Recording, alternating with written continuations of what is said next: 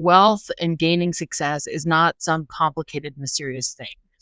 What if everything you thought you knew about faith, religion, the universe, and success wasn't the whole truth? What if the answers have been in front of us all along, hidden in religion, science, and the very fabric of reality? I grew up in the Bible Belt, surrounded by deep faith, but as I got older, I started questioning. That search led me to study psychology, philosophy, and ultimately law, where I was trained to analyze evidence and think critically. As a prosecutor and later a defense attorney, I built my career on uncovering the truth beyond a reasonable doubt. Now, I bring that same investigative mindset to life's biggest questions: faith, spirituality, and the forces that shape our lives. I'm Alexis Austin, and this is Beyond a Reasonable Doubt, the search for truth. It's time to uncover the evidence. Success is not random. And it's not reserved for people who are more charming or loud or lucky. Success is more about working from universal laws. Once you learn how to work with this law, then you stop chasing results and you start creating the life that you want. When we look at it from the perspective of laws, think about the law of gravity. Gravity does not care if you believe in it or not. It is a law that exists. It's a universal principle. You are stuck to this earth. If you are at the top of a skyscraper and you walk off, even if you don't believe in gravity, you're still going to fall to it's the skyscraper fall to your death. But gravity is the law. It doesn't care if you believe in it. It doesn't care if you're thinking about it. It is at work all the time. That's the idea behind these laws of success. These laws are at work, and these laws are working throughout all of the universe, all of the time, whether or not you believe in them or know about them. So let's talk about this idea of the universal law of how to gain success. And there are a couple of different laws. Let's start first with this idea of people thinking that wealth or success only comes to the lucky ones. I'll hear this a lot where people will say, well, that person just had the right connections, or they started out with money because they had a trust fund or their family was rich, or that person just got really lucky.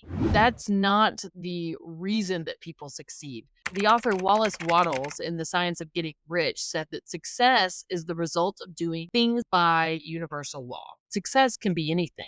Success can be success in relationships. It could be getting a promotion. It could be having more money. It could be achieving a certain weight loss or health goal. Success comes in many shapes and forms, but the universal laws all govern in the same way towards that success. Napoleon Hill, another author that I really like, he wrote the book Think and Grow Rich, said that success comes to those who become success conscious. In other words, success comes to those who understand the universal laws that are at work and use those laws consciously to become successful. What happens when people don't have the success that they want, or they're not seeing success show up in their life, is because you're operating from whatever pattern got you to where you are. So if you're currently, right now, not experiencing success, that is because the results that you're seeing right now are a direct result of past actions, behaviors, and beliefs. If you want to be somewhere different than you are right now, you can't get somewhere different thinking in the same way that got you here. Albert Einstein, who said the definition of insanity is doing the same thing over and over, expecting a different result. That's what we end up doing, is we get stuck in this daily grind and we keep wishing and hoping for success, but nothing actually changes. Our habits don't change. Our mindset doesn't change. Our internal beliefs don't change. So we're engaging in insane behavior. And what Halliwell proposes is that the number one law that exists as it relates to success is the law of thinking. And this goes back to what we were talking about on the last episode, this idea that your thoughts create reality. What he says in his book, Working with the Law, is if your thinking violates the law, then your results are going to reflect that violation. So no matter how hard you try for success, if your underlying thoughts are thinking there's no way I'm actually going to be able to achieve this, you're never going to actually achieve what you want to achieve, because your thinking is the first cause that sets results in motion. This has been backed by science and by psychological research. One psychological study that stands out in this particular area was a study done by Dr. Carol Dweck. She did a deep dive into the idea of fixed versus growth mindset. A fixed mindset is one where you believe that everyone is born with innate talents. Intelligence is something you're born with. It's your IQ score. You can't change it. Everyone has specific abilities.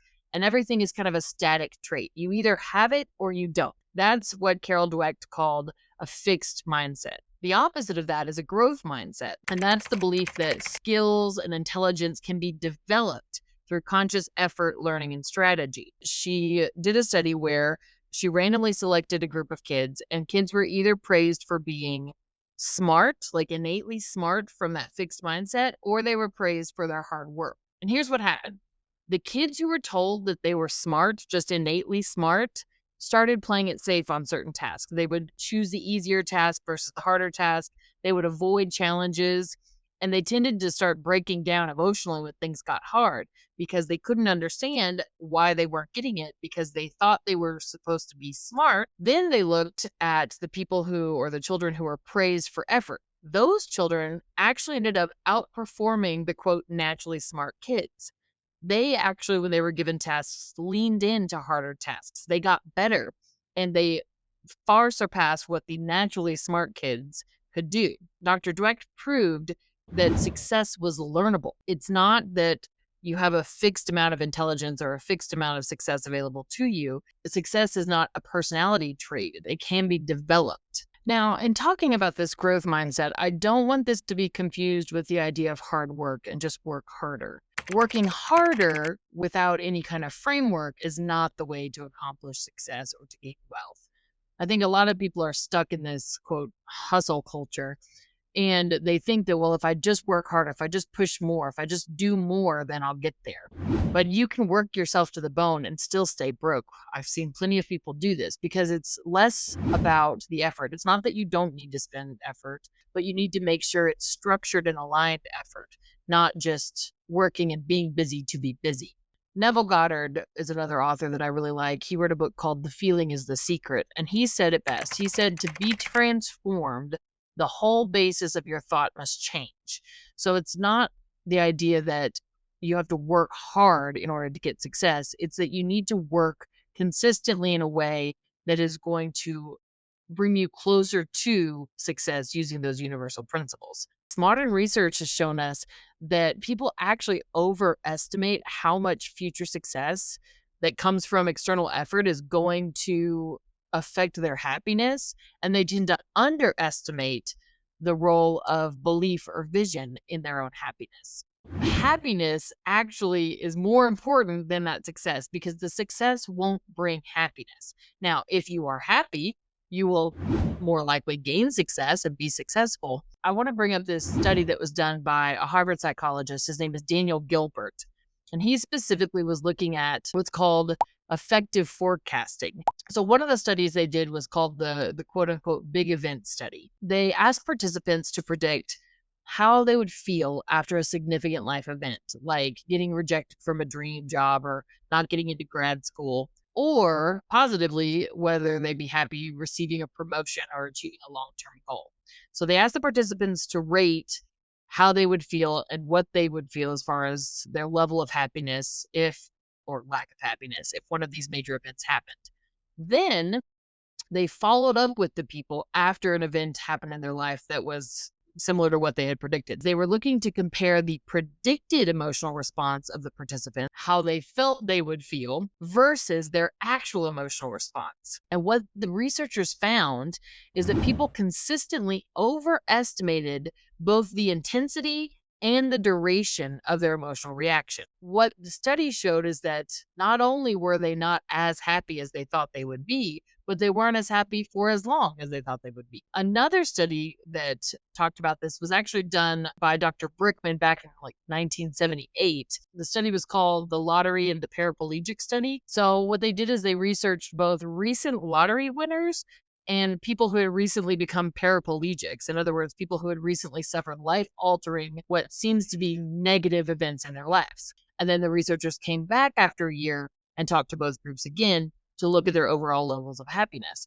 And what's interesting is the levels of happiness didn't change. The study showed was that the external circumstances had less of an impact on long-term fulfillment than the researchers imagined. What this showed is that people's minds adapt. They adapt to the circumstances. And what the study specifically showed is that it's our mental framework that determines our trajectory or our happiness level. It's not so much the goal that you put out there that makes you happy. It's how you approach the goal and what you believe in the process of achieving the goal that matters more for your happiness. Basically, we're bad at predicting what will make us happy or successful because we forget how powerful our internal adaptation system is. We overestimate how much circumstances matter to us, and we underestimate how much our beliefs and our inner world shape the outer outcome that we see, which ties in with what we've been talking about during this episode and the last episode, which is that the outer circumstances, the outer results that we experience are really more of an after effect or a byproduct of our own internal beliefs. So it's really not about the outside circumstance. It's more about what's going on inside that predicts your happiness and ultimately that predicts your success. When we're looking at this idea of universal laws dictating success and how it works, there's a specific structure to how we approach success. There's a way to think, a way to move, a way to speak, a way to move forward. And Thomas Troward called it the law of cause and effect. He said it's the universal law of mind. It means that your results aren't random. They're the visible output of what's going on internally. So, put another way, your results are the visible effect of an invisible cause, which is your thinking or your belief or your structure. It's a universal law that how you think affects what you experience and what you become. Again, think about it like gravity. You're not just floating to the ceiling when you totally forget about gravity. It's not like, oh, I have to think about gravity all the time to keep myself grounded. Gravity is always working, whether you're aware of it or not. Same thing happens with your mind and this idea of cause and effect. The law is still working. It's still in effect, even if you're not thinking about it. This is what is the fundamental underlying principle of success, that our thoughts create our reality. So when you are cognizant of this and you're conscious of the law always at work, you can be more conscious about what you're doing, how you're doing it, what you're thinking, how you're thinking about what you're doing, and make sure you're putting in all of your effort and intention into successful thoughts, happy thoughts, and moving forward, and not letting yourself get just dragged down into this negative thinking and negative habits and patterns that will not get you the successful results that you're wanting. Wallace Wattles said this in The Science of Getting Rich. He said, it's not possible to remain poor once you become rich in thought. In other words, once you learn to think in a certain way, once you begin to think successfully, once you begin to act as if you're already successful, then you become successful. Essentially, what we're talking about here is this idea of living from the result you already want. Success being something that only certain people achieve, or that you have to just grind to reach a certain goal and then you'll be happy. That's crap. You need to stop going from this perspective of do more without stopping to think about what you're actually doing internally, because the internal gain is what matters more than anything. Yes, you still need to work. Yes, you still need to do things to further your goals. But the most important thing is whether or not you're going to achieve success is how you're thinking internally. This isn't magical thinking. This is a universal principle. This is a law. This means that you have the power to control your outcome. I really encourage you, start looking at your thoughts and how you're approaching life, because that is going to show you exactly what's going on in your life to create these results right now. And then when you start changing your inner dialogue, changing your inner thoughts, then you'll start seeing success show up in your life in the ways that you want it to. Thank you so much for tuning in, and I look forward to seeing you guys on the next episode of Beyond a Reasonable Doubt.